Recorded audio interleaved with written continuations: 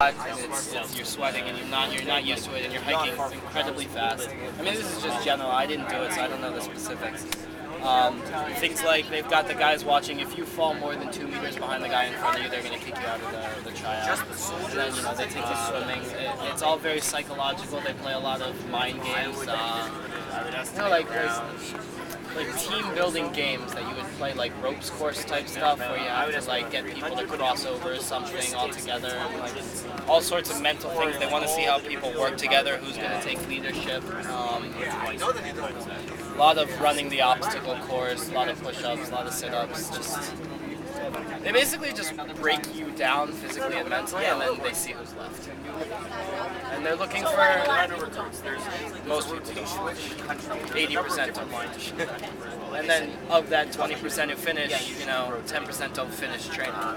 They don't make it all the way through. So it's a very elite team that make it. But they're looking for a very certain type of person. You don't necessarily have to be in the best shape and come in first every time. They're looking for a personality type, because for them, they can get you into the shape that they want you to be, but they can't build that type of personality that they're looking for. So it very depends.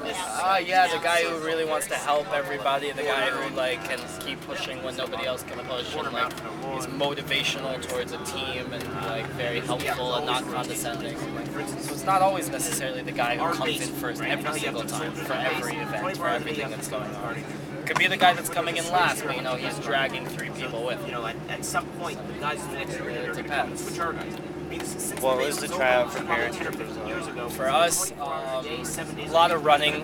We had a 10-kilo sandbag on our back the whole entire tryout, and a lot of running up and down hills. They just they'd line you up and they'd show you something far off, and they'd say, okay, you're going to sprint there and back, and the first 4 people back, they pick up the stretcher, which has sandbags, and they have to run back again.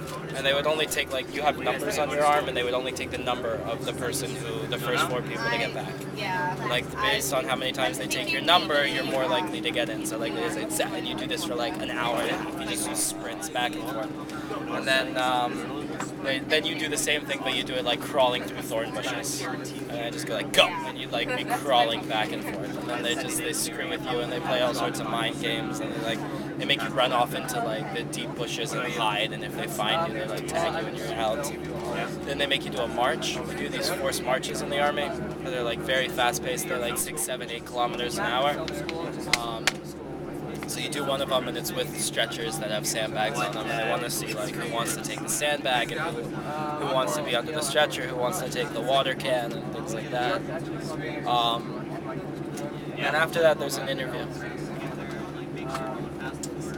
There's also a standardized test that they do, which is a 2-kilometer run that you have to finish in under 10 minutes, and they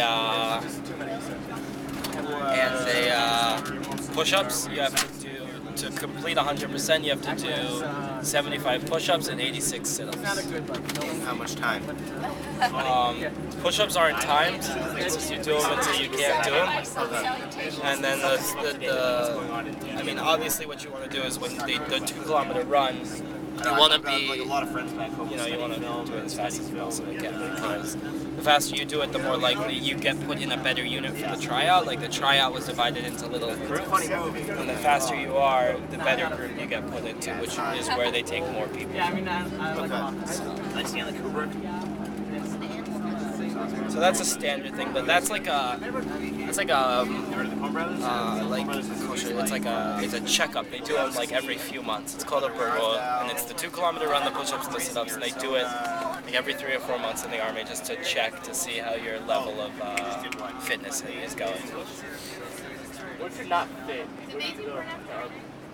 What do you mean by it depends on not fit? There's a lot of varying degrees of not fit. I always get confused. It's fine. 75 is 100%. That's to score 100%. I know a lot of guys who weren't in good shape when they went in and aren't necessarily in good shape now. They just have the mental ability to get through it. They just push themselves. A lot of what you do is it's very physical, but it's also when you're tired and you're dead and your body's overused and everything like that, it switches to becoming mental. And you just have to tell yourself to keep going. you do, and you'll see, like, you'll meet guys who are like, you look at them and you're like, you're not really in that good of shape, but they're in amazing units because they have the mental ability to do anything. Anything. Yeah, Spielberg's awesome. And so you'll see guys in like very, very elite units who like smoke 2.5 packs of cigarettes a day. And you're just like, how do you do that? How do you smoke so much and still get through everything that you need to do? I was able to do it. Yeah. That's good that there's